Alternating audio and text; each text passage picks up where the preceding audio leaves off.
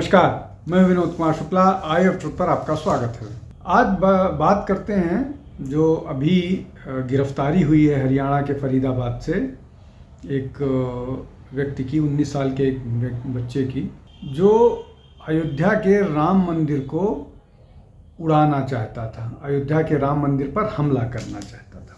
समझते हैं क्या मामला है।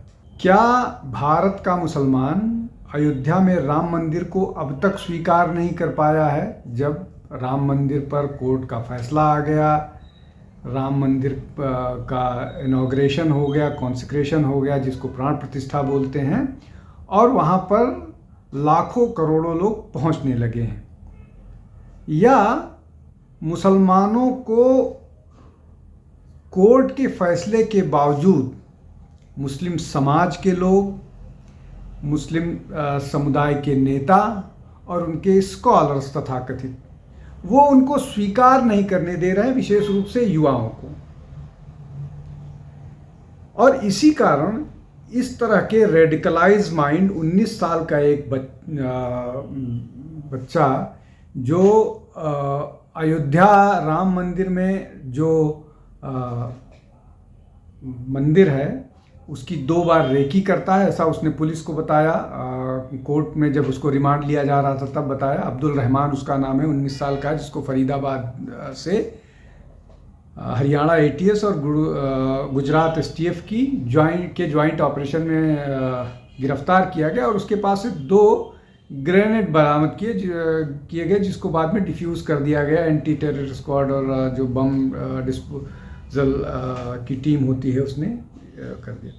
तो जो विषय है कि क्या जो कम्युनिटी लीडर्स हैं, जिनको अपने युवाओं को और उनको डी रेडिकलाइज करने की कोशिश करनी चाहिए, वो वास्तव में उनको रेडिकलाइज करने पर लगे हुए हैं। और इसी तरह से उसका ये परिणाम है कि वो इस तरह की बात कर रहे हैं। जब अदालत में पुलिस रिमांड के लिए लेके गई थी, और अदालत में ऐसा खबरें आई हैं ऐसी कि जब जज ने उनसे पूछा कि तुम कहाँ आक्रमण करना चाह रहे थे, किसी भीड़ वाली जगह पर, किसी सब्जी मंडी या इस तरह की जगह पर, तो उसने साफ कहा, रिपोर्ट्स जो आई है उसके हिसाब से, कि वो मंदिर पर हमला करना चाह रहा था। अब 19 साल का एक बच्चा किसी मंदिर पर हमला करना चाह रहा है, तो निश्चित तौर पर उसको एक तो ये कि उसको इस तरह से मानसिक रूप से तैयार किया है, और मानसिक रूप से तैयार करने में सबका वो होता है। और दूसरा, उसको लॉजिस्टिक्स किन लोगों ने उपलब्ध कराया। क्या इसमें जिस तरह की बातें आ रही हैं कि उसको जो साधन मुहैया हुए हैं वो क्रॉस बॉर्डर से हुए हैं, और वहाँ से भी उसको मदद इस कारण मिल रही है। अभी हालांकि इसमें बहुत सारी चीज़ें इन्वेस्टिगेट होनी है, और उसके बाद पता लग पाएगा डिटेल कि कहाँ से आएगा। अब इसमें एक और महत्वपूर्ण बात है कि इस तरह के जब के मसले होते हैं, जहाँ पर किसी युवा को टेरर उसमें इन्वॉल्व होने की बात है, तो जमीयत उलेमा जैसे संगठन इस तरह के लोगों के रेस्क्यू में आ जाते हैं, जो लोग इवन आतंकवादी गतिविधियों में इन्वॉल्व हैं।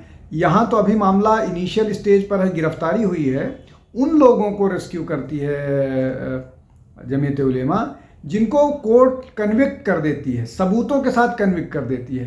तो ये एक तरह से इस तरह की मानसिकता को प्रोत्साहित करने का तरीका है। और ये एक तरफ तो कहेंगे कि नहीं, ये देश की बात करते हैं और देश में अमन शांति की बात करते हैं, आईन की बात करते हैं, लेकिन ये आईन की बात करते करते रेडिकलाइज की बात करते हैं। और जिस तरह के फतवे, जिस तरह की बातें जमीयत उलेमा हिंद जैसे संगठन का निकल करके आता है कि को एजुकेशन में मुस्लिम लड़कियों को नहीं जाना चाहिए, उनके पास से फ़ोन नहीं होना चाहिए, और गजवाए हिंद की बात सपोर्ट करते हैं, ये सारी चीज़ें हैं, निश्चित तौर पर आती हैं। अब केवल जमीयत उलेमा हिंद जैसे संगठन की बात नहीं, all India Muslim personal law board जिस तरह की बातें करता है, वो रेडिकलाइजेशन की बात करते हैं। अब एक और बहुत महत्वपूर्ण संगठन क्या कहिए, राजनीतिक पार्टी है, ऑल इंडिया मजलिस इत्तेहादुल मुस्लिमीन। उसके सारे नेता, उसके टॉप नेता असदुद्दीन ओवैसी जो उसके सरबराह हैं, अध्यक्ष हैं, वो तक कहते हैं कि मस्जिद जो है वो ताक़यामत वहाँ रहेगी। और जजमेंट से पहले जो असदुद्दीन ओवैसी उस मामले को ये कहा करते थे कि ये तो श्रद्धा का, फेथ का मसला ही नहीं है, ये तो टाइटल सूट है। अब वो कहते हैं कि ये मामला श्रद्धा पर दिया गया है, जबकि कोर्ट का स्पष्ट उस वर्डिक्ट में लिखा हुआ है कि जो डिस्प्यूटेड स्ट्रक्चर था, जिसको जो डिमॉलिश हुआ था, उसके नीचे हिंदू मंदिर के ट्रेसेस मिले हैं, और जो कंस्ट्रक्शन के दौरान भी बहुत सारे इस तरह के प्रमाण मिले हैं जो ये साबित करते हैं कि वहाँ पर हिंदू टेम्पल था और उसके ऊपर ये जो विवादित ढांचा था वो खड़ा किया गया था। अब असदुद्दीन ओवैसी के अलावा उन्हीं की पार्टी के सबसे मुखर प्रवक्ता जो हैं, जो सब जगह जाते हैं और सिर्फ सुनते हैं, सिर्फ बोलते हैं, सुनने के लिए कोई तर्क नहीं तैयार होता, और बिना पढ़े लिखे आते हैं, विशेष रूप से वकील होने का दावा करते हैं, और उन्होंने इस अयोध्या जजमेंट को भी नहीं पढ़ा है। वारिस पठान साहब भी इसी तरह की बात करते हैं, और वो मेरे प्रिय भारत और इस तरह की भाषा का इस्तेमाल करते हैं, लेकिन डिविसिव बात करते हैं। एक और स्कॉलर कहते हैं अपने आप को साजिद रशीदी। अब साजिद रशीदी साहब का आजकल हृदय परिवर्तन हो गया है, और अभी विधानसभा के चुनाव में उन्होंने भारतीय जनता पार्टी को वोट दिया, और आजकल उन कुछ बदले से सरकार नज़र आते हैं, और वो अब बीजेपी को मुसलमानों का दुश्मन नहीं मानते हैं, और वो अब और भी प्रधानमंत्री को नहीं दुश्मन मानते हैं, और बीजेपी को वोट देने में क्या दिक्कत है, इस तरह की बातें करने लगे हैं। लेकिन वो भी इसी तरह की विचारधारा के हैं, और उन्होंने कहा भी था कि आज से 100 साल बाद जब हम इस तरह की स्थिति में होंगे तो हम मंदिर को डिमॉलिश करके, वहाँ मंदिर को हटा करके वहाँ पर मस्जिद बनाएंगे।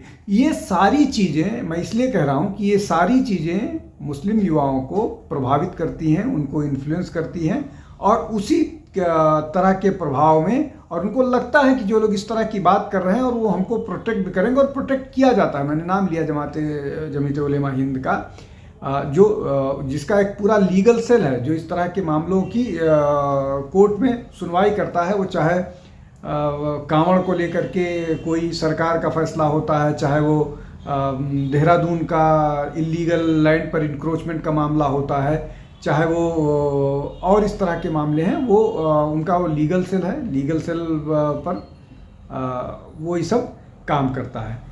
अब मसला पूरा का पूरा यही है कि जो ये बात है जो रहमान की, जिसकी गिरफ्तारी हुई है, इस गिरफ्तारी के बाद इसको 10 दिन का अभी पुलिस रिमांड मिला है। इससे पूछताछ के बाद, अब्दुल रहमान से पूछताछ के बाद, और इस मामले में कौन कौन शामिल है, किस तरह की इसको हेल्प की जा रही है, कहाँ से हेल्प की जा रही है, उसके बाद और बहुत सारी चीज़ें निकल करके आएंगी।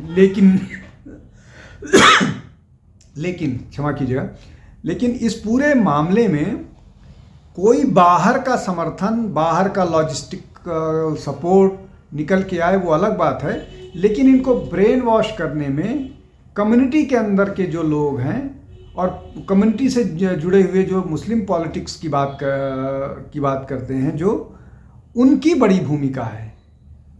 तो क्या वो अपनी इस भूमिका को जारी रखेंगे और इसी तरह से मुस्लिम युवाओं के सामने एक बड़ा वो बताते रहेंगे जो उनके भविष्य के लिए, देश के भविष्य के लिए, उनके परिवार के लिए, उनके आसपास के लोगों के लिए बहुत दुखद होता है। ये जारी रखेंगे, एक बड़ा प्रश्न है। आज के लिए बस इतना ही। बहुत बहुत धन्यवाद। नमस्कार।